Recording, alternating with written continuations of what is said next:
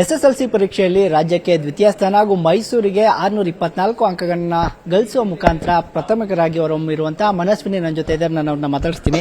Madam, ರಾಜ್ಯಕ್ಕೆ ದ್ವಿತೀಯ ಸ್ಥಾನ 625ಕ್ಕೆ 624 ಅಂಕಗಳು ಅಂದರೆ ಸುಲಭದ ಮಾತಲ್ಲ. ಹೇಗಿತ್ತು ಸ್ಟಡೀಸ್ ಎಲ್ಲ? ಎಷ್ಟು ಖುಷಿ ಆಗ್ತಿದೆ? ತುಂಬಾನೇ ಖುಷಿ ಆಗ್ತಿದೆ. ನನ್ನ ಎಫರ್ಟ್ಸ್ ಫೈನಲಿ ರಿಸಲ್ಟ್ಸ್ ತಗೊಂಬಂತು ಅಂತ ತುಂಬಾನೇ ಖುಷಿ ಆಗ್ತಿದೆ.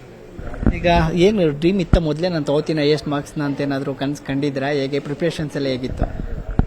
ಸಾರಿ, ನನ್ನ ಫೋಕಸ್ ಇತ್ತು ತುಂಬ ಚೆನ್ನಾಗಿ ಮಾರ್ಕ್ಸ್ ತೆಗಿಬೇಕು ಅಂತ. ಆ ಫೋಕಸ್ ಇಟ್ಕೊಂಡು ಓದಿದೆ, ಕನ್ಸಿಸ್ಟೆಂಟ್ಲಿ ಎಫರ್ಟ್ಸ್ ಹಾಕ್ತಿದ್ದೆ. ಎಲ್ಲರ ಕೈಲೂ ತುಂಬಾನೇ ಹೆಲ್ಪ್ ಸಿಕ್ಕಿದೆ. ಸೊ ಅದರಿಂದ ಪ್ರತಿದಿನ ಯಾವ ಥರ ಸ್ಟಡೀಸ್ ಮಾಡ್ತಿದ್ರಿ? ಎಷ್ಟು ಅವರ್ ಓದ್ತಾ ಇದ್ರಿ? ಪ್ರತಿದಿನ ಒಂದು 3 to 4 hours ಆವ್ರೇಜ್ ಓದ್ತಿದ್ದೆ. ಎವ್ರಿ ಡೇ ಬೆಳಗ್ಗೆ ಬೇಗ ಹೇಳ್ತಿದ್ದೆ, ಅರೌಂಡ್ 5 o'clock ಎದ್ಬಿಟ್ಟು ಅವತ್ತಿನ ದಿನ ಏನೇನು ಓದಬೇಕು, ಟೆಸ್ಟಿಗೆಲ್ಲ ರಿವೈಸ್ ಮಾಡ್ಕೊಳ್ಳೋದು, ಬೆಳಗ್ಗೆ ಎಲ್ಲ ರಿವಿಷನ್ಗೆ ಇಟ್ಕೊಂಡಿದ್ದೆ. ಆಮೇಲೆ ಸ್ಕೂಲಿಗೆ ಹೋಗ್ತಿದ್ದೆ. ಸ್ಕೂಲಲ್ಲಿ ಎವ್ರಿ ಪೀರಿಯಡಲ್ಲಿ ಏನೇನು ಮಾಡಿಸ್ತಾರೆ ಎಲ್ಲ ನೋಡ್ಕೋತಿದ್ದೆ. ಮನೆಗೆ ಬಂದು ರೆಸ್ಟ್ ತಗೋತಿದ್ದೆ. ರೆಸ್ಟ್ ತೊಗೊಂಡಾದ್ಮೇಲೆ ಒಂದು ಸ್ವಲ್ಪ ಹೊತ್ತು ಕೂತ್ಕೊಂಡು ಕಂಟಿನ್ಯೂಸ್ ಆಗಿ ಓದ್ತಿದ್ದೆ. 1-2 hours ಓದ್ತಿದ್ದೆ. ನೆಕ್ಸ್ಟ್ ಎವ್ರಿ ಡೇ ಟೆಸ್ಟ್ ಇರ್ತಿತ್ತು ನಮ್ಮ ಸ್ಕೂಲಲ್ಲಿ. ಆ ಟೆಸ್ಟಿಗೆಲ್ಲ ಎವ್ರಿ ಟೆಸ್ಟಿಗೆ ಓದ್ಕೊಂಡು ಹೋಗ್ಬೇಕಂತಾನೆ ಇದ್ದಿದ್ದು ನನಗೆ. ಅವಾಗ ಓದಿದ್ರೇನೆ ಆಗೋದು ಅಂತ. ಸೊ ಎವ್ರಿ ಟೆಸ್ಟ್ ಓದ್ತಿದ್ದೆ.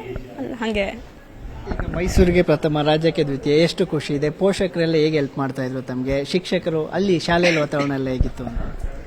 ಮನೇಲಂತೂ ಫುಲ್ ಸಪೋರ್ಟು. ನಮ್ಮ ಅಜ್ಜಿ ಆಕ್ಚುಲಿ ಎಕನಾಮಿಕ್ಸ್ ಲೆಕ್ಚರರು, ಅಜ್ಜ ಫಿಸಿಕ್ಸ್ ಪ್ರೊಫೆಸರು, ಅಪ್ಪ ಸಾಫ್ಟ್ವೇರ್ ಇಂಜಿನಿಯರು.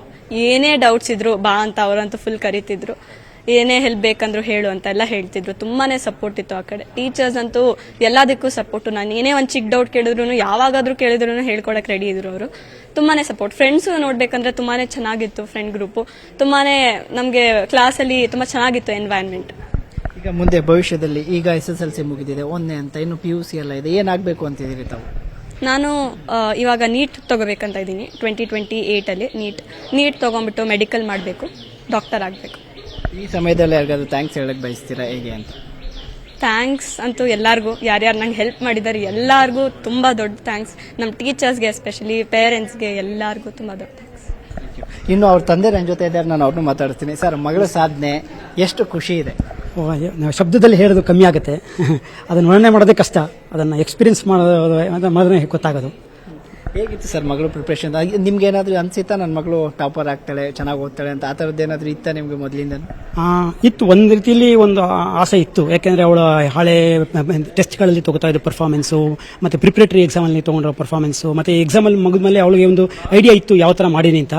ಇಷ್ಟು ಸಬ್ಜೆಕ್ಟಲ್ಲಿ ಇಷ್ಟು ಮಾರ್ಕ್ಸ್ ಬರುತ್ತೆ ಅಂತ ಹೇಳ್ಬಿಟ್ಟು ಮುಗಿದ ತಕ್ಷಣ ಹೇಳ್ಬಿಟ್ಟಿದ್ಲು ನನಗೆ. ಹಾಗಾಗಿ 624 ಬರುತ್ತೆ ಅಂತ ಮೊದಲೇ ಹೇಳಿದ್ಲು. ನೀವೇನೋ ಕನ್ಸ್ಕೊಂಡಿದ್ರೆ ಮಗಳು ನಾನು ಈ ಥರದ್ದೇನೋ ಒಂದು ಮಾಡಿಸ್ಬೇಕು ಅಂತ? ಕನಸು ಅನ್ನೋದು ಎಲ್ಲರ ಕಡೆಯೂ ಇರುತ್ತೆ, ಎಲ್ಲ ತಂದೆಯಲ್ಲಿ ಇರುತ್ತೆ. ಬಟ್ ಅಲ್ಟಿಮೇಟ್ಲಿ ಅದು ಮಕ್ಕಳಿಗೆ ಏನು ಆಸೆ ಇದೆಯೋ ಆ ಫೀಲ್ಡಲ್ಲಿ ಅವರು ಹೋಗೋಕೆ ಉತ್ತೇಜನ ಮತ್ತು ಪ್ರೋತ್ಸಾಹ ಕೊಡೋದು ನಮ್ಮ ಕರ್ತವ್ಯ ಅಂತ ಅಂದ್ಕೊಂಡಿದ್ದೀನಿ. ಈಗ ಮಗಳು ಅಂದರೆ ಈಗ ಅವ್ರು ಹೇಳಿದ್ರೆ ನಾನು MBBS ಮಾಡಬೇಕು, ಒಳ್ಳೆ ಡಾಕ್ಟರ್ ಆಗಬೇಕು ಅಂತ, ನಿಮ್ಮ ಕನಸು ಅದೇ ಆಗಿದೆ? ಯಾಕಂದ್ರೆ ನನ್ನ ದೊಡ್ಡ ಮಗಳು MBBS ಓದ್ತಾ ಇಲ್ಲ ಏಮ್ಸಲ್ಲಿ. ನಾನು ಅದೇ ರೀತಿ ನನ್ನ ಚಿಕ್ಕವಳು ಅದೇ ಥರ ಓದಿ ಅದು ಒಂದು ನೋಬೆಲ್ ಪ್ರೊಫೆಷನ್ನು, ಒಂದು ಸರ್ವೀಸು, ಜನಗಳಿಗೆ ಒಂದು ಸೇವಾ ಮನೋಭಾವ, ಇದೆಲ್ಲ ಏನಾದರೆ ತುಂಬ ಕಮರ್ಷಿಯಲೈಸ್ ಆಗೋಗಿದೆ. ಸೇವಾ ಮನೋಭಾವನೆ ಇಟ್ಕೊಂಡು ಜನಗಳಿಗೆ ಒಂದು ಆರೈಕೆ ಕೊಡುವಂಥ ಒಂದು ಒಳ್ಳೆಯ ಉತ್ತಮ ಡಾಕ್ಟರ್ ಆಗಬೇಕು ಅನ್ನೋ ಒಂದು ಆಸೆ.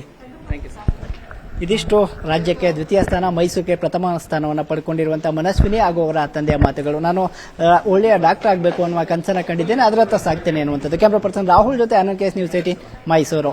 ನಿರ್ಭೀತ, ನಿಷ್ಪಕ್ಷಪಾತ, ವಿಶ್ವಾಸಾರ್ಹ ಸುದ್ದಿಗಳಿಗೆ ಮತ್ತೊಂದು ಹೆಸರಾಗಿರುವ ನ್ಯೂಸ್ 18 ಕನ್ನಡ ಈಗ ಆಪ್ನಲ್ಲೂ ಲಭ್ಯವಿದೆ.